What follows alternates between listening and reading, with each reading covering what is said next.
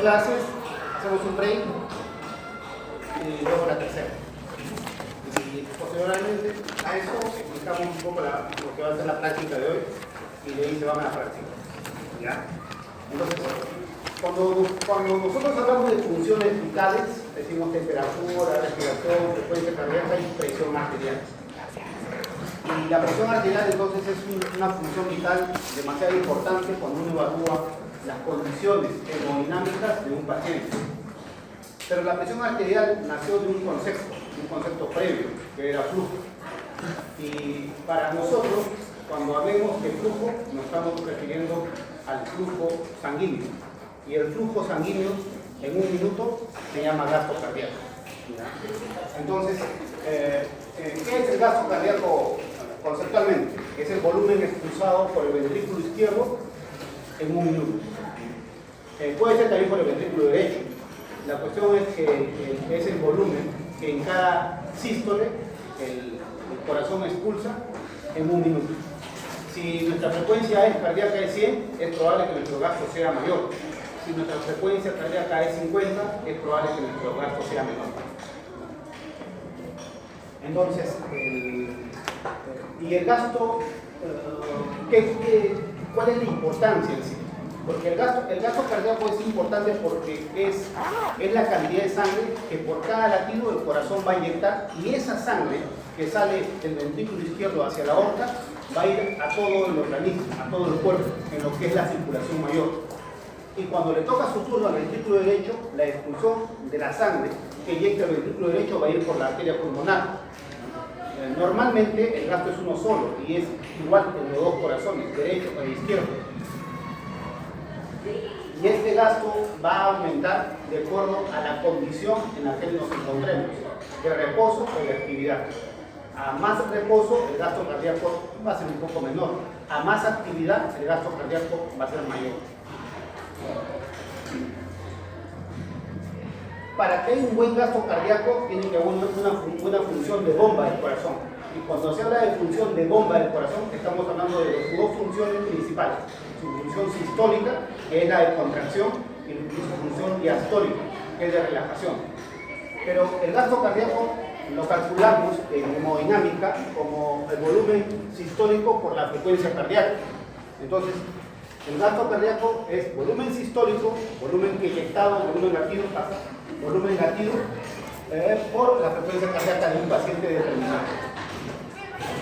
Al volumen sistólico, que es el volumen latido, que es el volumen de inyección, resulta de la diferencia entre el volumen de la fin de diastólico final, menos el volumen de fin de sístole. Esa diferencia entre el volumen de fin de diástole, su máxima dilatación en el corazón, menos el volumen que el corazón se queda cuando se contrae, el volumen de fin de sístole, esa diferencia es el volumen sistólico.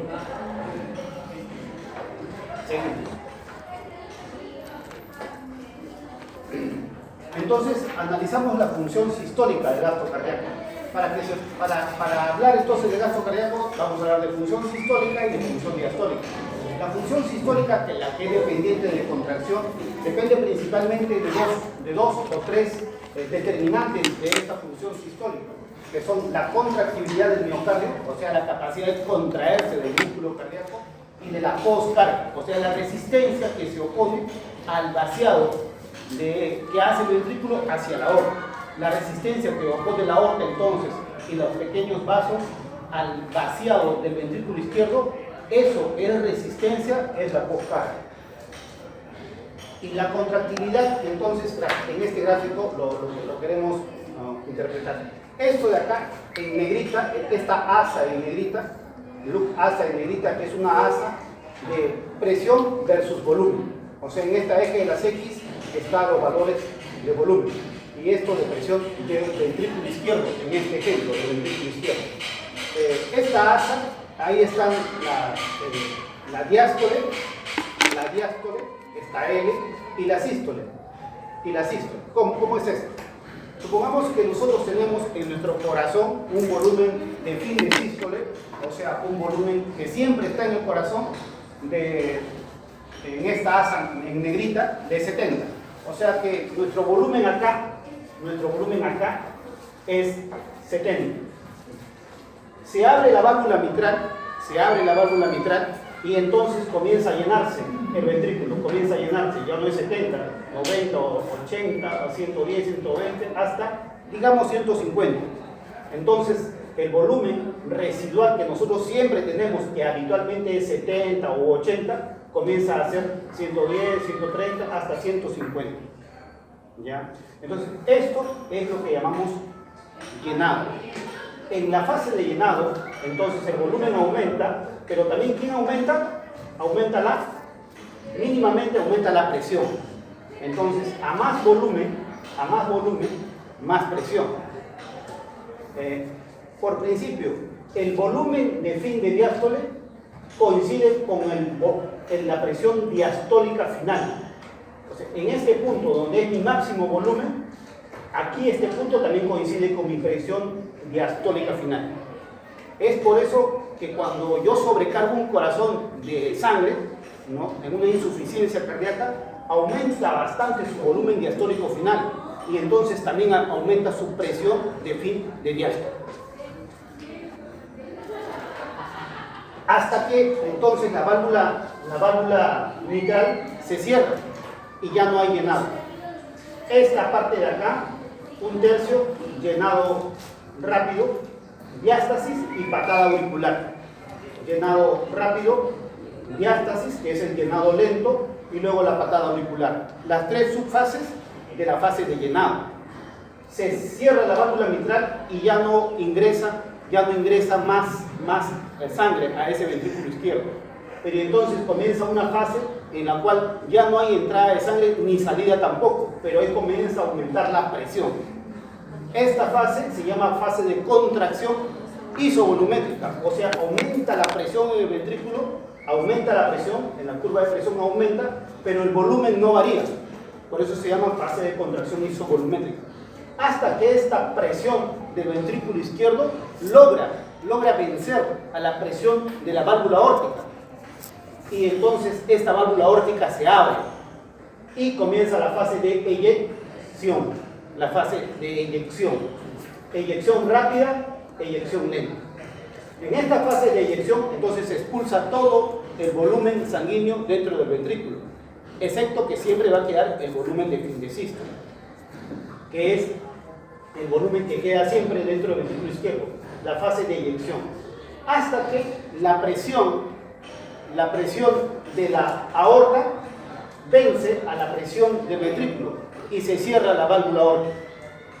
Al cerrarse la válvula aórtica ya no hay más salida de sangre, de ese ventrículo, y con la válvula aórtica cerrada, entonces el corazón comienza a relajarse, fase de relajación isovolumétrica, porque tampoco hay aumento de volumen ni salida de volumen. Entonces tenemos apertura de válvula mitral, fase de llenado, cierre de válvula mitral, contracción isovolumétrica, apertura de la válvula aórtica, fase de eyección, cierre de la válvula aórtica, fase de relajación isovolumétrica. Bien, ese es el concepto de un ciclo cardíaco en el punto de vista mecánico, no estamos en electrocardiograma. ¿Qué pasa cuando mejora la contractilidad? Cuando mejora la contractilidad, lo que va a resultar es que nuestro volumen residual va a ser menor, porque con la contractilidad lo que mejora es el vaciado y no el volumen de fin de diástole. Tenemos un mejor volumen cuando aumenta la contractilidad, porque el volumen residual queda en menor cuantía. Ojo, que quiero que entienda que contractilidad es una función del corazón, por la cual se mejora el vaciado. Al mejorar el vaciado significa que vaciamos mejor el ventrículo izquierdo y nuestro volumen residual es menor. Esta es una función que se da muy bien en presencia de oxigenación, de un buen aporte de energía a través de las píldoras de ATP, de calcio, y por acción simpática. Todos estos factores ayudan a que mejore la contractilidad del miocardio. Entonces, eso mejora la función sistólica, pero no solamente la función sistólica depende de la contractilidad, también depende de la postcarga. ¿Y qué es la postcarga? Entonces, es la resistencia al vaciado del ventrículo izquierdo. a nivel de aorta, si es que estamos hablando del lado izquierdo del corazón. Y la poscarga depende en sí de la geometría del ventrículo, de la impedancia aórtica debido a su rigidez y de la resistencia periférica dado por los vasos de mediano calibre y pequeño calibre. Estas tres determinantes me van a decir el nivel de poscarga al cual tiene que vencer el ventrículo izquierdo para inyectar bien su contenido sanguíneo. La contractilidad entonces se da por un mecanismo algo complejo, en el cual intervienen, por ejemplo, los canales de calcio, por la cual ingresan el calcio, se va hacia el nódulo retículo endoplasmático, al aparato de Golgi, se libera posteriormente y se produce la contracción del músculo. La fisiopatología es parecida a la del músculo esquelético.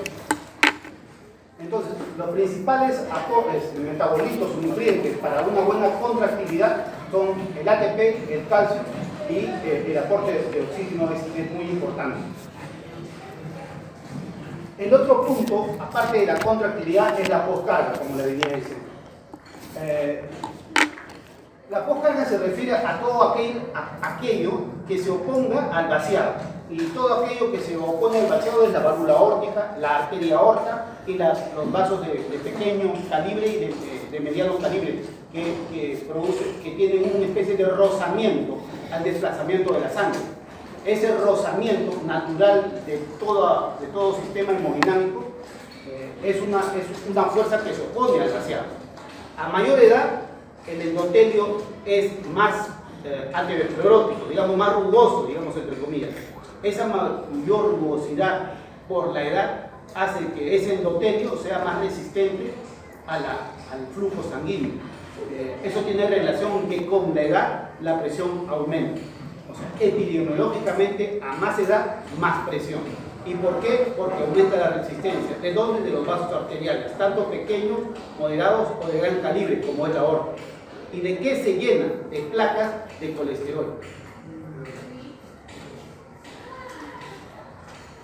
Entonces, le hablaba que en el caso de la poscarga, en negrita, digamos, en negro está la asa normal, el volumen residual, que habitualmente y normalmente es aproximadamente 70, depende la contextura, el tamaño, el área de superficie corporal de la persona.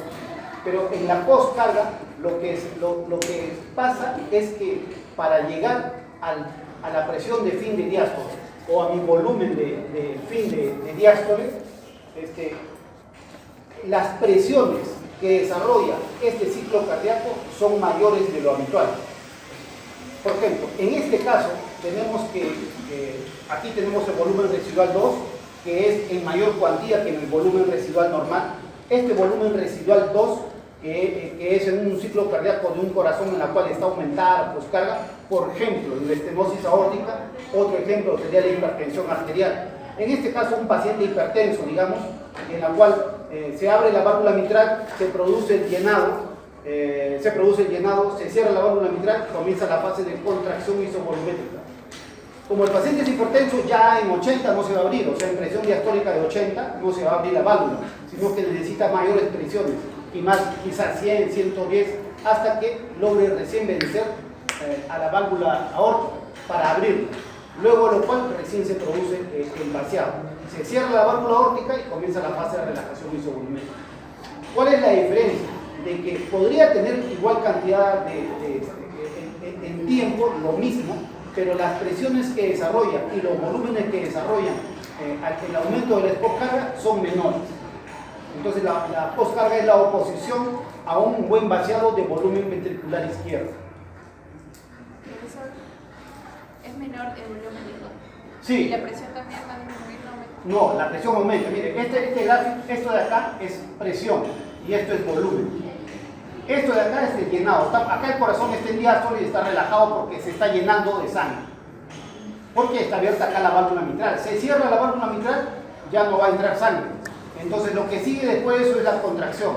Pero la primera subfase de la contracción es la contracción isovolumétrica. O sea, lo que sigue es la sístole, la contracción isovolumétrica. Cerrada la válvula mitral, comienza a aumentar la presión, el estrés dentro de la pared. Este estrés de pared ventricular normalmente a nivel de 80 milímetros de mercurio ya está venciendo a la válvula aórtica. En el caso del paciente hipertenso, su presión diastólica no es 80, sino puede ser 90 o 100. O sea que la presión que desarrolla el ventrículo para vencer a la arteria aorta y abrir la válvula tiene que ser mayor. Eso cuanto mayor es la poscarga. La poscarga.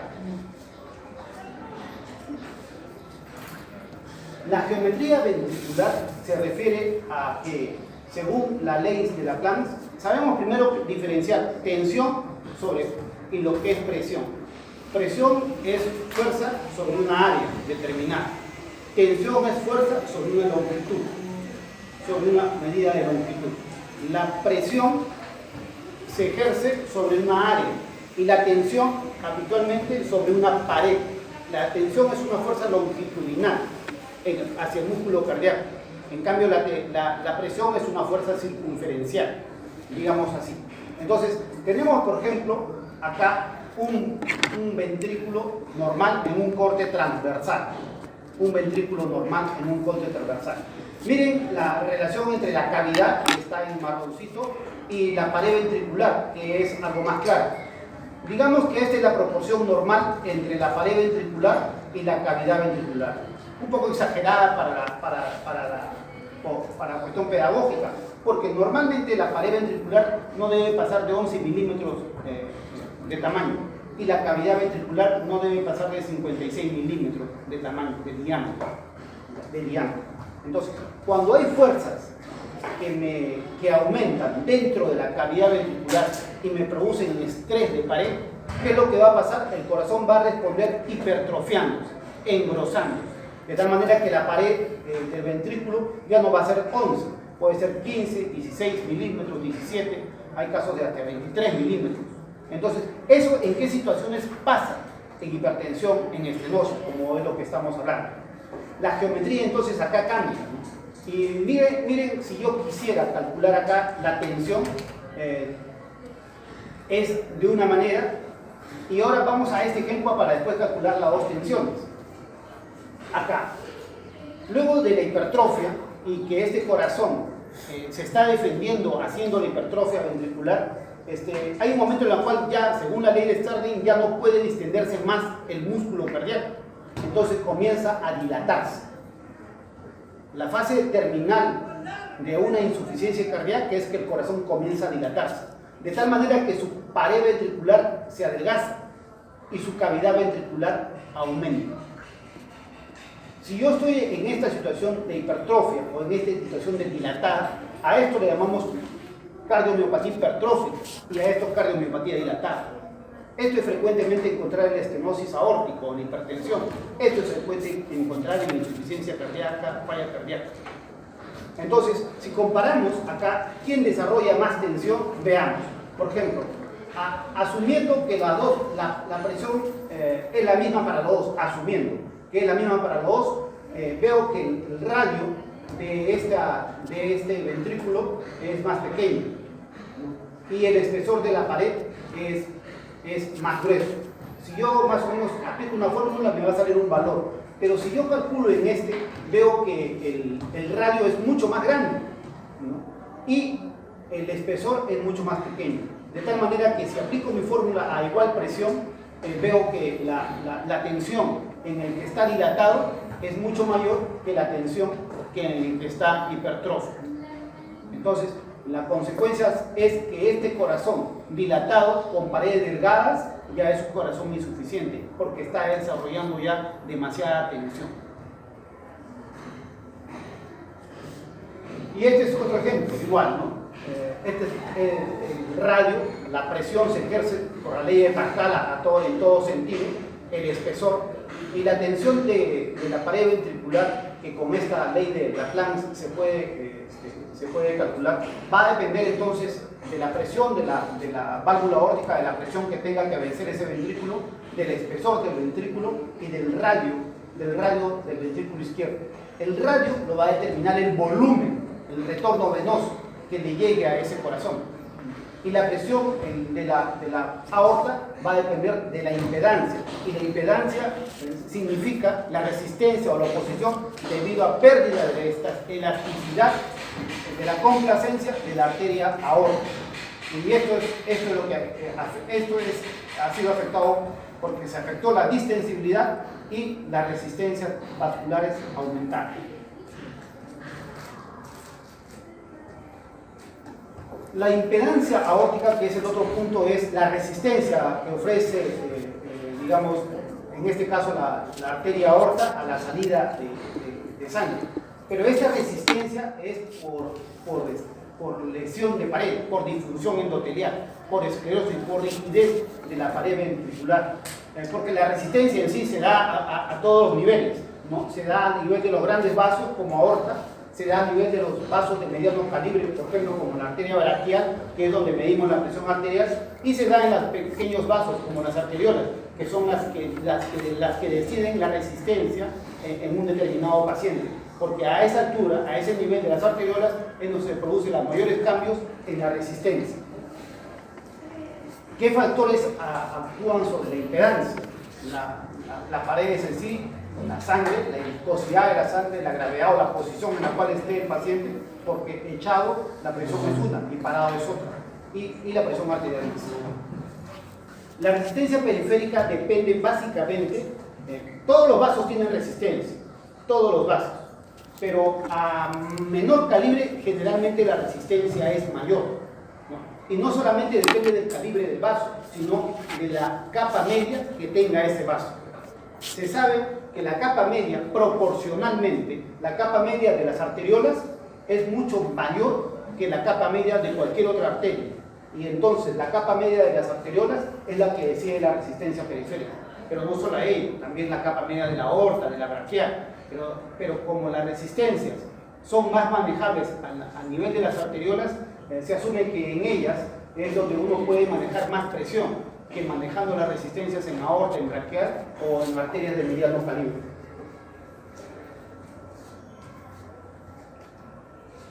Entonces tenemos acá la geometría ventricular, un corazón en botella puede ser, un corazón en este caso normal para el ejemplo, la resistencia periférica que le ofrece la aorta, los vasos de mediano calibre y las arteriolas, y la impedancia aórtica, que es la rigidez, ¿no? de la salida, hacia la salida de la válvula aórtica, que tiene mucho que ver con la pérdida de elasticidad de la arteria aorta y de la arteriosclerosis que sufra el paciente con el paso de los años. Estos tres factores me determinan la poscarga, que en sí es una oposición, una resistencia al vaciado. Entonces, eso es para evaluar la función sistólica. Y la otra gran función del corazón es su función diastólica. Por eso que en clínica hablamos de insuficiencia cardíaca sistólica o insuficiencia cardíaca diastólica. ¿Cuál es la diferencia? Que la insuficiencia cardíaca sistólica tiene que ver con una falla en la sístole, ¿verdad? Y la diastólica con una falla en la diástole o relajación. Más o menos como. Cuando uno habla de insuficiencia cardíaca, dices, ¿con función sistólica conservada o con función sistólica no conservada? ¿Y cómo se traduce operacionalmente esto? Tenemos el concepto de fracción de eyección. La fracción de eyección,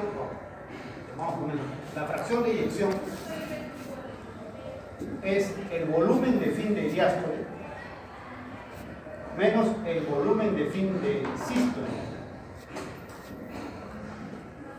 sobre el volumen de fin de diástole.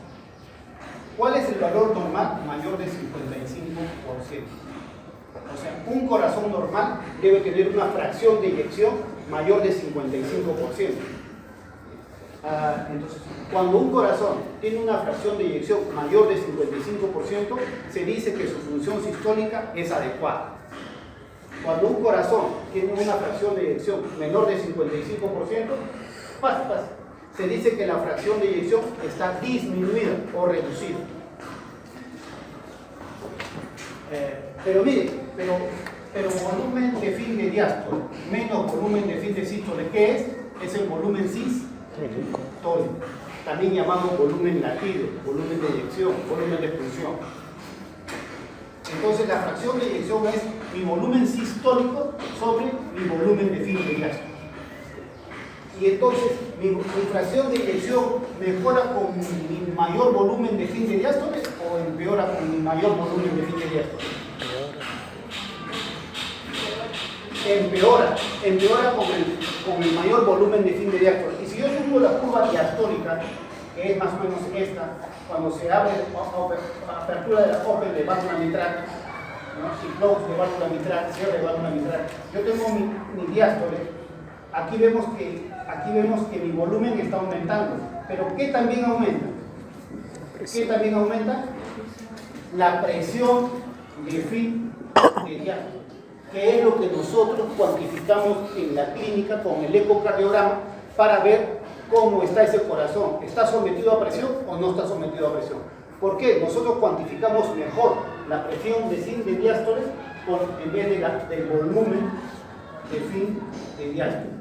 Entonces, en un corazón que se disfunciona hay una relación casi directa, no siempre, entre el volumen de fin de diástole y la presión de fin de diástole.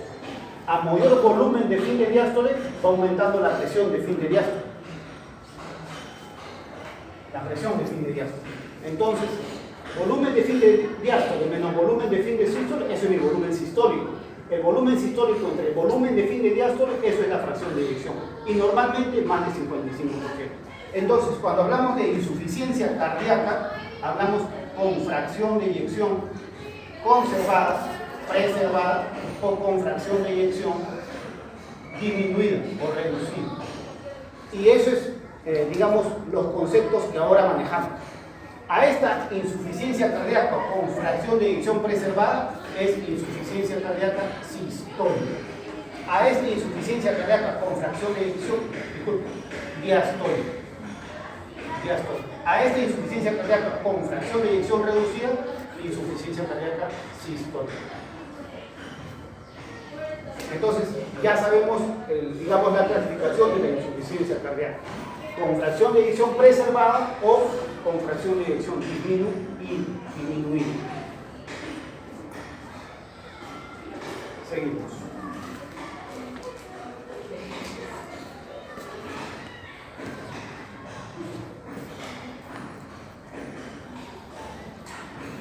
Entonces la otra función es la diastólica. Y la función diastólica depende del retorno venoso, o sea, de cuánta sangre ingrese a la aurícula, y esta sangre que ingresa a la aurícula va a ingresar al ventrículo. Por ejemplo, en el ventrículo, si yo tengo un corazón, acá vamos a ver.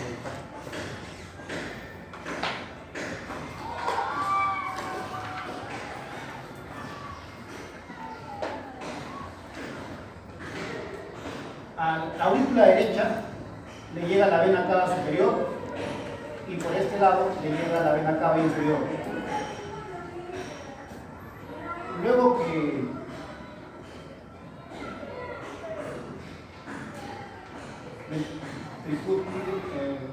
acá son 2, acá son 3. Luego que le llega a la aurícula derecha, toda la sangre de la vena cava inferior más la vena cava superior, le llega toda esa sangre que llega a la aurícula derecha, es lo que llamamos retorno venoso. Toda esa sangre va a pasar al ventrículo derecho. Toda esa sangre va a pasar al ventrículo derecho. El retorno venoso se puede ver afectado por muchas condiciones. Por ejemplo, yo sobrehidrato a un paciente, o sea, le aumento bastante volumen, bastante líquido, ¿qué es lo que voy a hacer? Va a aumentar su retorno venoso. Si aumenta el retorno venoso, entonces va a aumentar el volumen, el que va a ingresar a este ventrículo derecho, más en este ventrículo derecho que es bastante complaciente. Y entonces va a hacer que el volumen de fin de diástole aumente. Va a hacer que el volumen de fin de diástole aumente.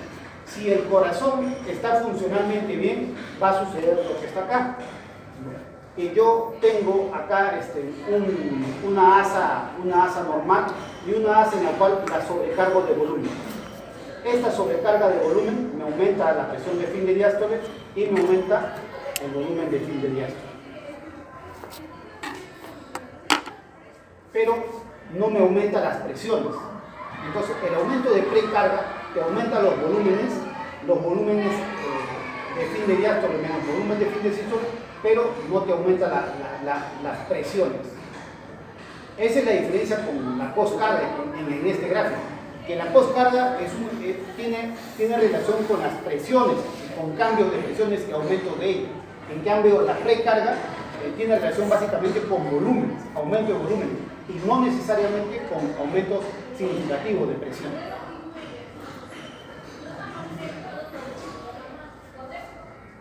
Entonces, al aumentar el volumen de fin de diástole, porque aumenta el retorno venoso, aumenta la cantidad de sangre que llega al ventrículo derecho, aumenta el volumen de fin de diástole. Y si aumenta el volumen de fin de diástole, aumenta la presión de fin de diástole. Esto aumenta el retorno venoso, y al aumentar el retorno venoso, aumenta lo que llamamos la precarga. En clínica, esto le llamamos aumenta la congestión, lo que es un paso previo al edema agudo de pulmón.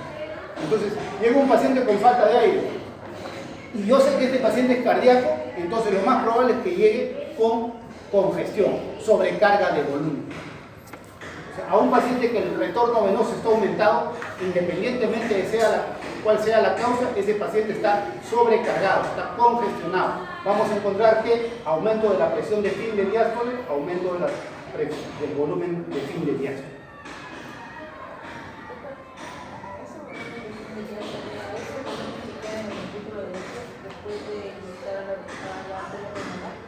Sí, claro.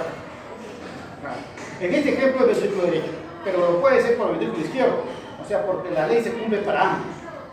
Porque nosotros tenemos que ver que lo que le pasa al ventrículo derecho le va a pasar al ventrículo izquierdo. Solamente que, como en el ejemplo, la figura que he hecho es, digamos, del ventrículo derecho. El gasto es el mismo. La fracción de eyección es casi igual. El volumen que soportan los dos es parecido. Por más que el ventrículo izquierdo sea más grande que el ventrículo derecho, el ventrículo derecho es más complaciente, se infla más, digamos, que el ventrículo izquierdo. ¿Por qué? Porque sus paredes son más delgadas.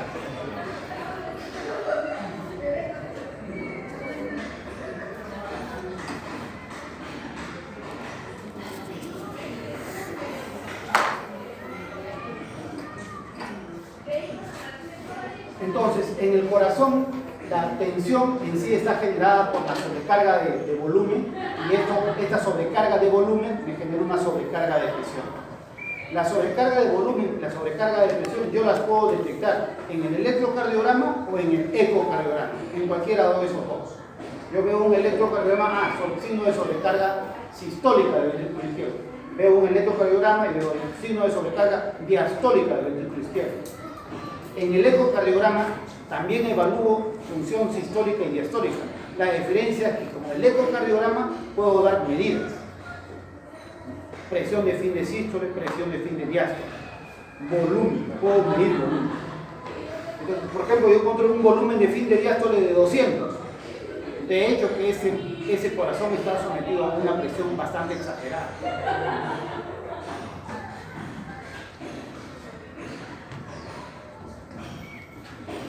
Entonces, ¿qué es lo que determina, o los factores que determinan precarga?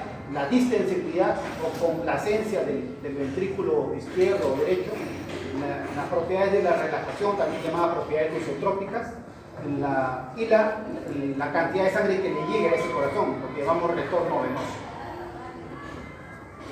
Este es el ventrículo izquierdo, el ventrículo derecho. Y el retorno venoso, ¿qué es? La cantidad de sangre que llega a la cavidad auricular, sea cavidad auricular derecha e izquierda. Entonces, retorno venoso es la cantidad de sangre que ingresa al corazón. Cuando ya esté en el corazón, le llamamos precarga. El retorno, ¿por qué? Porque la sangre que llega a la aurícula llega de las venas, y le llamamos por eso retorno venoso. Y todo llega a la aurícula, derecha o izquierda. Pero cuando ya llega de la aurícula, ya pasa al ventrículo, ya no le llamamos a ese volumen retorno venoso, le llamamos precarga. Porque la carga es lo que va a expulsar, y la precarga es antes de que eso se expulse.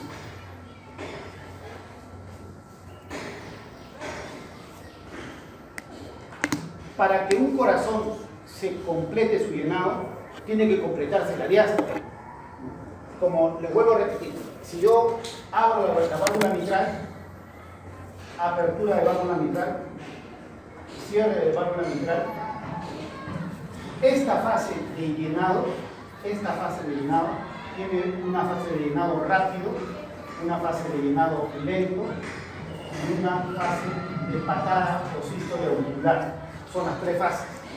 En el llenado rápido casi se llena el ventrículo izquierdo en un 60%. En el llenado lento o diástasis casi se llena el ventrículo izquierdo en un 20%. Y en la patada auricular colabora con un 15 a 20% con el volumen total del ventrículo izquierdo. En algunos pacientes que presentan arritmia, como la más frecuente, fibrilación auricular, se pierde la patada auricular, se pierde. O sea, la aurícula izquierda pierde su capacidad de contracción. Eso se llama fibrilación auricular. Y entonces este volumen ya no se produce. Y el llenado lo constituyen estas dos partes de la fase diastólica.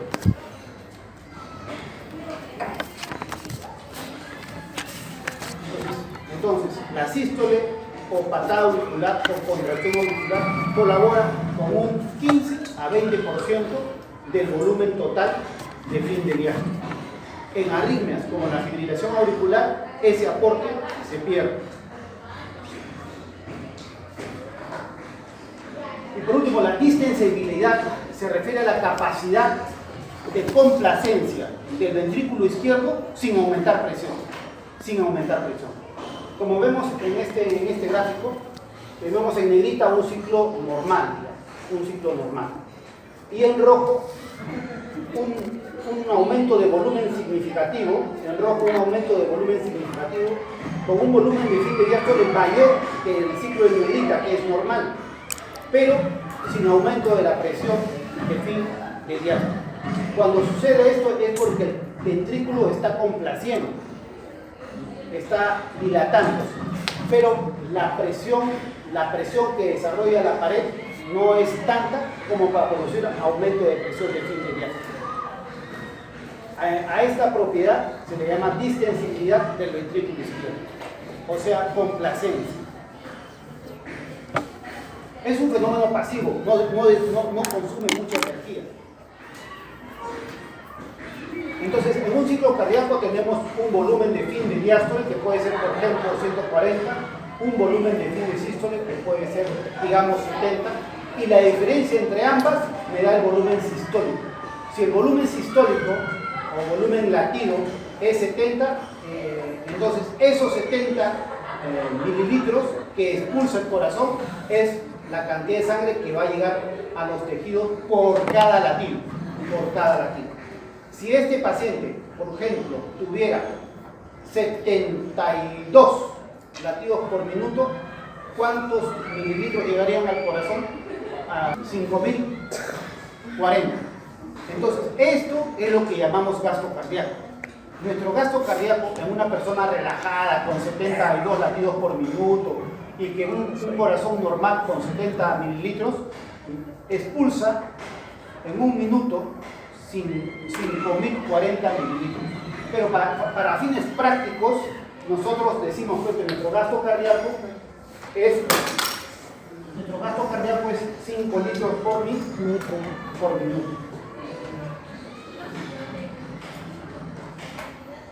Nuestro gasto cardíaco es 5 litros.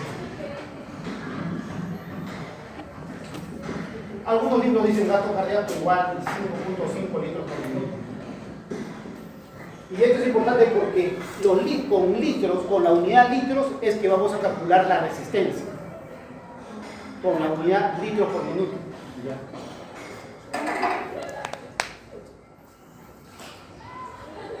Pero todo parte, o sea, este concepto de gasto cardíaco lo hemos asumido a partir de la ley de Ohm.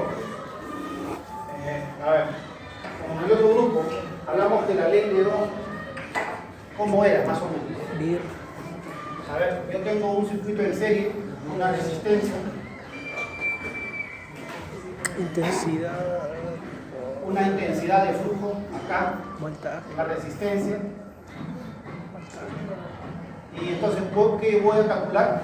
El voltaje, ¿verdad? ¿Cómo era? Bir. Bien. Pero así, ¿no? ¿Así? ¿Está bien o no? Sí, ya. De tal manera que yo le doy la vuelta mejor. Intensidad por resistencia es igual a voltaje. ¿Está bien? Yo me acordaba más de arriba en mi tiempo, era aquí. Porque esto era la diferencia electrovoltaica. Pero bueno, es igual. Ahora, esto de acá que es una ley de Ohm, nosotros lo hemos extrapolado a cuestiones hemodinámicas, de tal manera que la intensidad para nosotros es flujo por la resistencia que pone el vaso, y esta diferencia de voltajes de este punto a este punto es para nosotros diferencia de presión. Es diferencia de presión, o sea, es una diferencia de presión. Porque para que haya flujo, tiene que haber diferencia de presión, si no, no hay flujo, ¿no? O sea, yo tengo un vaso sanguíneo. Si la sangre sale por acá, es porque la presión en 1 es mayor que la presión en 2. Si no, la sangre no sale por acá. Si no, no hay flujo. Esa diferencia de presión es la que ponemos acá. Pero para nosotros, ¿no?, los cardiólogos, hemodinamistas, flujo es gasto cardíaco. Entonces, gasto cardíaco es por la resistencia, es igual a la presión arterial. Pero nosotros tenemos dos presiones, ¿no? Sistólica o diastólica entra en esta fórmula. Ninguna de las dos. La que entra es la presión arterial media. O sea que el gasto cardíaco por resistencia es igual a la presión arterial media. Que la presión arterial media es más importante que la presión sistólica o que la diastólica, porque es la presión de perfusión, es la presión con que la sangre va a llegar a los distintos órganos. La perfusión de un órgano depende de la presión arterial media que tenga el corazón. Si la presión arterial media cae, la perfusión en todos los órganos cae. Si el gasto cardíaco cae, la perfusión en todos los órganos cae. Entonces, esta presión arterial media, ¿qué niche es? Nosotros tenemos acá la presión arterial, por ejemplo, siempre nos dicen, a ver, dame un valor de presión arterial. 70. Dame un valor. 80. ¿Cuánto? 80. Ya, 180 sobre.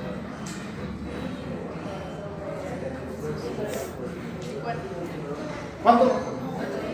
Pues, sobre 120. Sobre fondo hipertenso. Sobre 120. La presión arterial media se define como la presión sistólica más 2 veces el valor de la presión diastólica sobre 3. Pero ¿por qué es así? O sea, cuando nosotros tenemos un circuito en física, el flujo,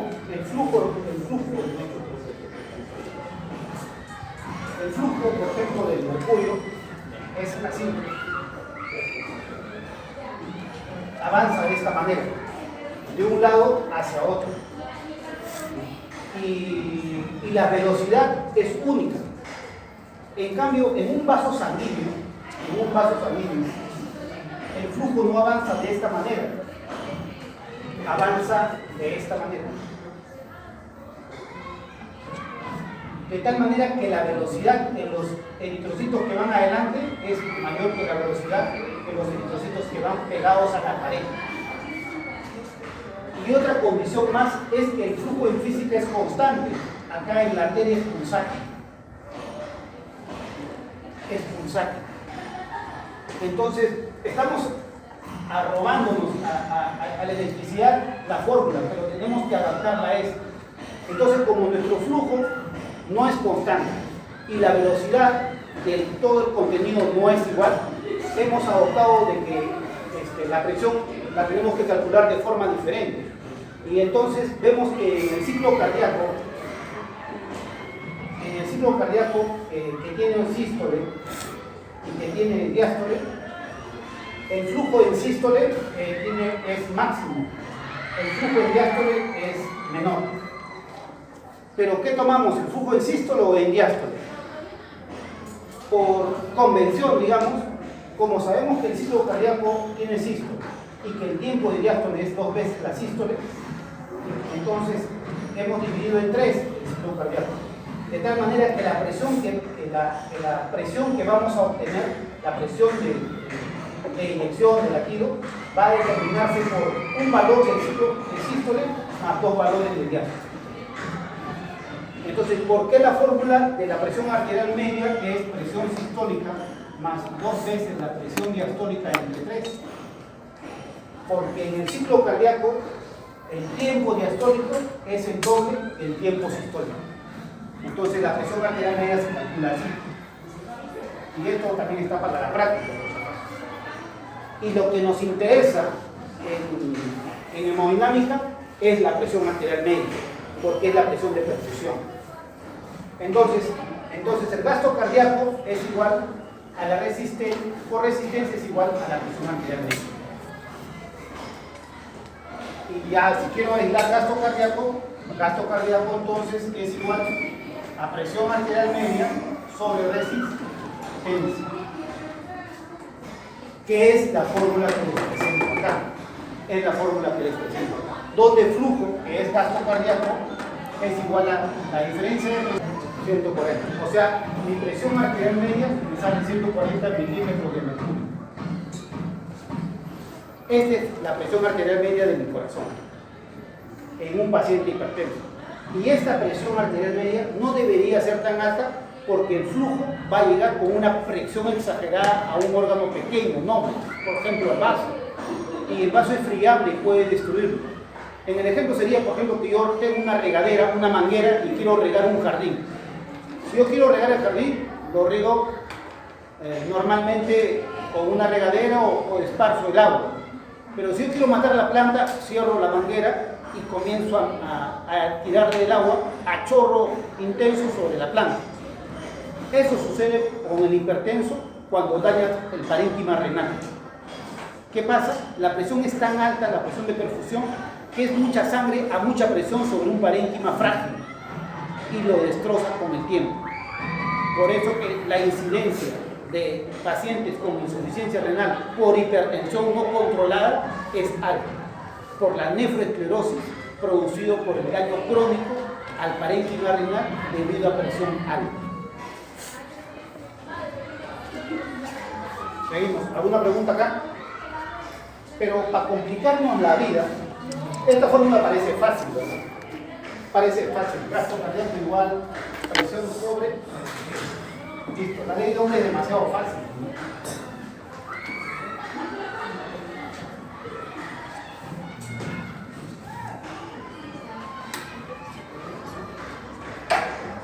Pero ya entonces nos quedamos pues que el gasto cardíaco es igual a presión arterial media sobre resistencia. O que la presión arterial media, que es lo que nosotros podemos medir con nuestro aparatito llamado tensiómetro, es igual al gasto cardíaco por resistencia. A este valor tenemos acceso nosotros. A este valor tienen acceso los equipos de monitoreo cardíaco. Y entonces le complicamos acá la cosa, porque el señor Pauseville, francés, determinó que la resistencia en un sistema hidráulico hemodinámico, esto sí, es igual a 8 veces la viscosidad que el fluido por la longitud del vaso sobre pi por el radio del vaso elevado a la 4. Y entonces, como esta fórmula sí es una fórmula hemodinámica, y aunque no se hizo el experimento con sangre, se extrapola fácilmente porque cumple los criterios de hemodinámica, entonces podemos decir ahora que el gasto cardíaco de la presión arterial media, entonces igual ¿a quién? Al gasto cardíaco, no se me pierdan, Sí, la resistencia. ya, esto es como un poquito ya, por resistencia vascular periférica, que es la resistencia a la que nosotros nos referimos, a la resistencia vascular periférica. Entonces la presión arterial media es igual al gasto cardíaco por esta resistencia. Por esta resistencia es esto. O sea, es por 8 la viscosidad, la longitud del vaso sobre pi por radio a la cuarta. Como estos son números, podemos eliminar. Entonces podemos decir que la presión arterial media, solamente para darle proporciones, no para cálculo de presión arterial media, es igual al gasto cardíaco por la viscosidad por la longitud por el radio a la cuarta. Y de ahí se desprende. Entonces, si yo quiero aumentar la presión arterial media en un vaso, ¿qué hago? ¿Le aumento el calibre o le disminuyo el calibre del vaso? Si quiero bajar la presión arterial media, le aumento el calibre al vaso. Esto implica que vasos más pequeños tienen mayor resistencia que vasos más grandes. Si yo quiero bajar la presión, ¿le aumento la viscosidad a la sangre o le quito la viscosidad a la sangre? ¿Le doy aspirina o no le doy aspirina? ¿Le doy o no le doy? Entonces, si un fluido es menos viscoso, va a presentar menos resistencia. Si el fluido es más viscoso, más resistencia. Por eso que hay una relación entre hipertensión y policitemia. Porque a más hemoglobina, más viscosidad de la sangre. Y la probabilidad de hipertensión es mayor. Entonces, la presión arterial es igual al gasto cardíaco por la viscosidad de la sangre, por la longitud del vaso, por pi a la R a la cuarta. Ahora, pero el gasto cardíaco, ¿qué era? ¿Se acuerdan? El gasto cardíaco, ¿qué era igual? Aplicando la fórmula al comienzo, la fórmula todo era volumen latido por frecuencia cardíaca, por viscosidad, por longitud sobre el radio a la. Entonces ya veo que mi presión arterial media va a depender entonces de qué, de mi volumen de eyección, de mi frecuencia cardíaca, de mi viscosidad de la sangre, de la longitud del vaso, que no la podemos calcular, y del radio de ese vaso. Si yo aumento el volumen latido, voy a aumentar la presión. Si yo aumento la frecuencia, voy a aumentar la presión. Si yo aumento la viscosidad, aumento la presión, y la longitud no la tengo como aumentar. Entonces, un paciente que se sobrecarga de volumen y entonces me aumenta el volumen latido, ¿qué pasa con su presión? Aumenta. Un paciente que está sobrecargado o con sobrecarga de volumen, su presión arterial media va a tender a elevarse. Un paciente que vive en la altura y que hace hemoglobinas altas, hace policitemia, su viscosidad va a estar aumentada y probablemente también su presión. Bien. Y por último, en esta parte de gasto cardíaco, hay formulitas que nos ayudan a verla, pero esta de acá es una fórmula también que se aplica al gasto cardíaco y que me dice que el gasto cardíaco es el flujo. El gasto cardíaco es el flujo, en este caso flujo, porque no se aplica en sí para el gasto cardíaco en sí, sino para flujo. Flujo es igual a velocidad por área. ¿Y cómo es esto? Esto de acá se basa en la ley de conservación de la masa. Para el ejemplo práctico, nosotros en cardiología tenemos, por ejemplo, un corazón. Me voy a dar la vuelta al corazón. El septum interventricular, el ventrículo derecho más pequeño, el ventrículo izquierdo más grande. De aquí nace la arteria aorta. Y esta arteria tiene su válvula aorta. Cuando llega a determinada edad, la válvula aórtica a veces se endurece o por enfermedades y comienza su área a disminuir. Esto de acá se llama estenosis aórtica. Estenosis aórtica. Entonces, esto crea gran resistencia al flujo. Entonces, pero el flujo tiene que salir de acá e irse por acá. O sea que el flujo en el corazón, en el tracto de salida del corazón, que nosotros le llamamos, debe ser igual al flujo que sale a través de la aorta, porque no se va a quedar la sangre. Y entonces, esto lo podemos definir porque de tal manera de que si el flujo acá en 1 es igual al flujo en 2, implica que este producto en 1 va a ser igual a este producto en 2. Entonces, el flujo en 1 es igual a la velocidad en 1 por el área de 1. En nuestro caso, con el ecocardiograma podemos calcular la velocidad y el área del corazón, del tracto de salida del corazón. Y el flujo en 2 es igual a la velocidad en 2 por el área en 2. Esta velocidad también la podemos calcular, la velocidad en 2, pero no podemos medir el área cuando la válvula aórtica está cerrada. No la podemos medir y eso sería nuestro incógnito. El área de la válvula aórtica, o sea, para calcular el área de estenosis. Si nosotros igualamos estas dos ecuaciones, entonces el área en 2, que es lo que yo quiero conocer por la velocidad en 2, es igual al área en 1 por la velocidad en 1. Entonces, aplico mi fórmula y yo consigo calcular el área en 2 a través del área en 1 por la velocidad en 1, que sí es factible calcularlo, sobre la velocidad en 2, que es factible medirlo. Y esto me da el tamaño del área estenótica, área valvular aórtica, área valvular mitral, área de la pulmonar. Esta ecuación así se llama ecuación de continuidad y se basa en la ley de conservación de la masa, pero en este caso, ley de conservación del volumen. Lo mismo se aplica para una carótida, arteria carótida interna, estrecha, hay una placa, el paciente se ha desmayado, no le llegó flujo al cerebro, y entonces es porque su carótida está obstruida.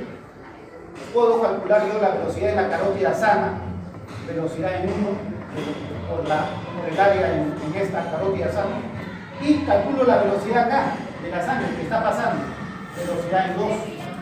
De tal manera que velocidad en 1 por el área de 1, área preestenótica, digamos, es igual a la velocidad en 2 del área estenótica. Como puedo calcular en carótida sana la velocidad y el área, y puedo calcular la velocidad en la zona de estrechamiento, puedo al fin calcular el área de la zona estrecha en carótida. Bien, muy bien, entonces esta es la primera parte. La puse en el duerman todavía, falta un poquito más. Me he olvidado la parte que me encargó el doctor Salinas de hacerle la práctica, de otra parte teórica de la práctica.